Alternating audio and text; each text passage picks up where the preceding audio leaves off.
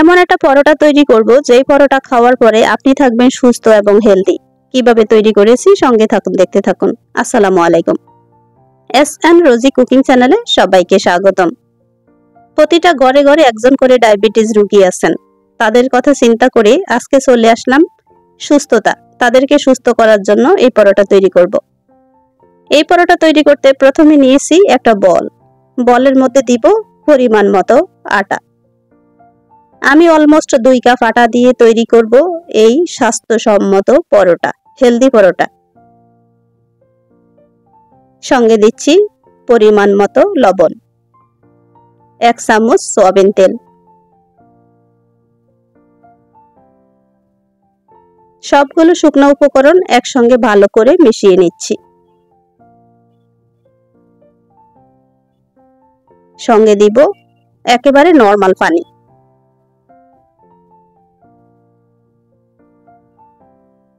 পানিটা একবারে দিতে পারিনি, কারণ হচ্ছে নরম হয়ে যেতে পারে, তাই আমি অল্প অল্প করে দিয়ে একদম সুন্দর করে একটা ডো তৈরি করছি।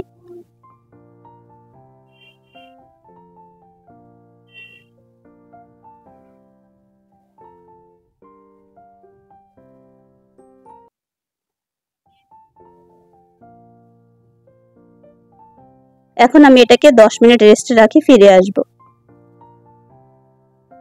10 মিনিট রেস্টে রাখার পরে ফিরে এসেছি। এখন আগে রুটি তৈরি করব।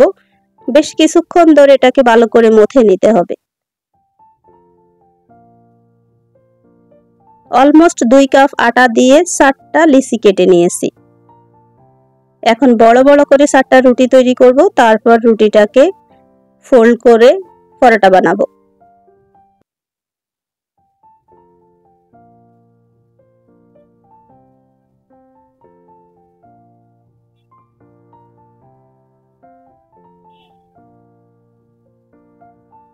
এক একটা লিচি দিয়ে এক একটা রুটি তৈরি হবে, আর সেই রুটি দিয়ে পরোটা বানাবো। এখন আপনারা আমাকে প্রশ্ন করতে পারেন, এটা স্বাস্থ্যসম্মত পরোটা হলো কি করে? নরমালি আমরা যখন পরোটা তৈরি করি তখন কিন্তু একটু চিনি দিয়ে থাকি। আজকে কিন্তু আমি চিনি দেইনি। চিনি স্বাস্থ্য ঝুঁকিপূর্ণ, তাই চিনিটা অ্যাভয়েড করার চেষ্টা করব। তাই আমি আজকে একেবারে পরোটাতে নরমাল আটা দিয়ে একেবারে নরমাল ভাবে তৈরি করেছি। প্রথমে রুটি বানিয়ে নিয়েছি, তারপর একটু তেলের মোছা দিয়ে আটাগুলো দিছি শুকনো আটা, যাতে ফাটে ফাটে প্রত্যেকটা পরোটার লেয়ার খুলে যায়, খেতে অসম্ভব মজার হয়।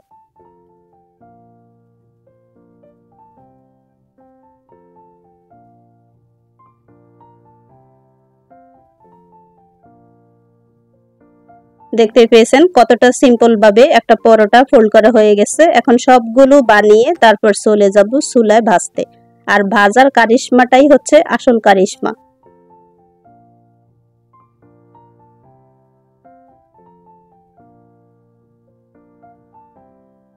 দেখতে পেয়েছেন 7টা পরোটাই আমার বানানো শেষ। এখন হচ্ছে ভাজার পালা।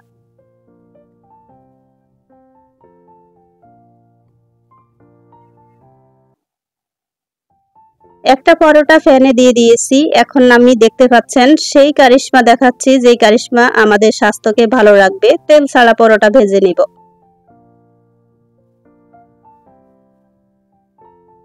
নরমালি কিন্তু আমরা পরোটা ভাজার সময় অনেক বেশি তেল দিয়ে পরোটা ভাজি, যাতে দেখতে অনেক সুন্দর লাগে, একেবারে সিকসিক করে। আমরা কিন্তু সেটা করে স্বাস্থ্যকে ঝুঁকিপূর্ণতে ফেলে দিচ্ছি। আর আমি এখন যেটা করছি সেটা কিন্তু হেলদি খাবার হচ্ছে, যে খাবারটা একেবারে সবাই, রোগী থেকে সুস্থ মানুষ পর্যন্ত খেলে সবাই অনেক বেশি সুস্থ থাকবেন, ভালো থাকবেন।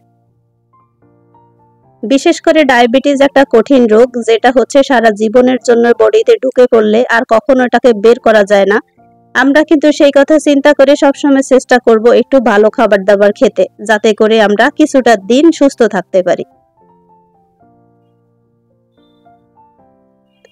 প্রতিটা বাসায় একজন করে ডায়াবেটিস পেশেন্ট আছেন এখন। আমরা কিন্তু সবাই এটা নিয়ে খুব দুশ্চিন্তায় পড়ে থাকি। আসলে দুশ্চিন্তার কিছু নেই, একটু যদি চলাফেরা একটু ভালো করে তাতে করে সুস্থ সবল জীবনযাপন করা যায়।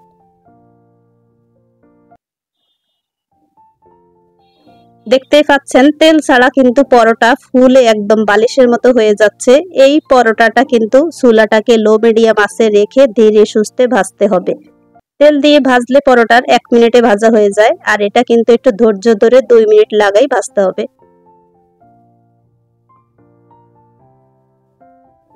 আমি হসপিটালকে খুব বেশি ভয় পাই। সবসময় চিন্তা করি সুস্থ থাকবো, পরিবারের সবাইকে সুস্থ রাখবো। সেই জন্যই কিন্তু একটু কষ্ট করা।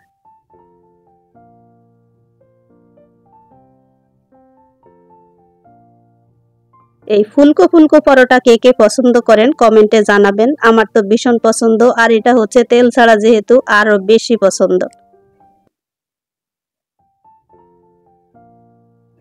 ইফতারিতে যেহেতু রমজান মাস, সারা দিন আমরা কিন্তু রোজা রেখে খালি পেটে অনেক ভাজা পোড়া খেয়ে থাকি।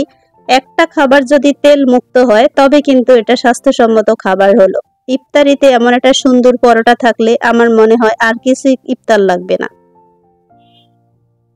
এই মজাদার পরোটাটা দেখতে পেয়েছেন কত সুন্দর হেলদি ভাবে তৈরি করা।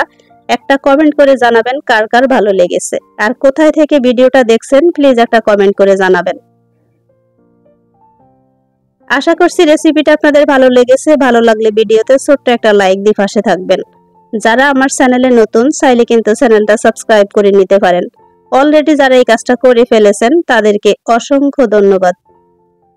নতুন আরেকটা রেসিপি পাওয়া পর্যন্ত সবাই অনেক বেশি ভালো থাকেন। সবাইকে রমজানুল মোবারক। আল্লাহ হাফিজ। আসসালামু আলাইকুম।